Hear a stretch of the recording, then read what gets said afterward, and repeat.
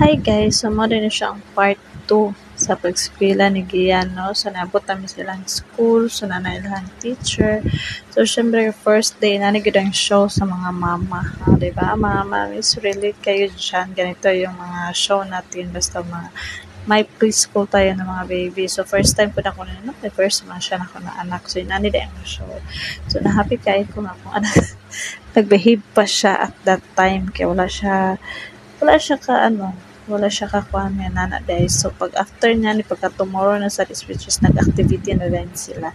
So mag watermelon sila shake. So wala kay naman nato naka-blue nga apron. So abi na ko kung anak taas pa siya pagputot na siya sa mga uban. Ay, so gamay kay siya. Manilang activity watermelon.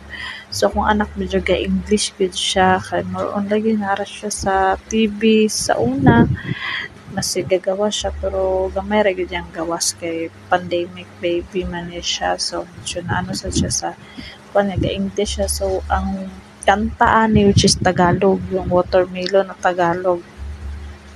So iha gina-English niya ang kanta. So medyo maano ra siya sa music.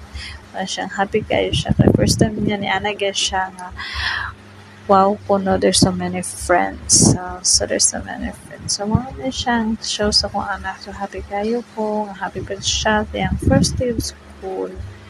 Kaya nakakita na siya mga friends. So nag-activity sila. So first po din niya color.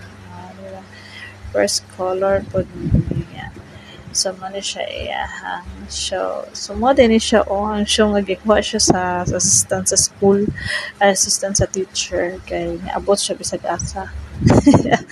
So nani rin gid itong mga show ani mga mama. So dili gid siya makuan kay mo siya nabaguhan gid siya sa iyang nature nga daghan kay bata. Kaya lagi wala kayo siya ay kadula diri kay puros dagko ka na ang mga kuan sa so, this is lang activity. That's it. Diba? Done na siya sa ihang time. And that's all.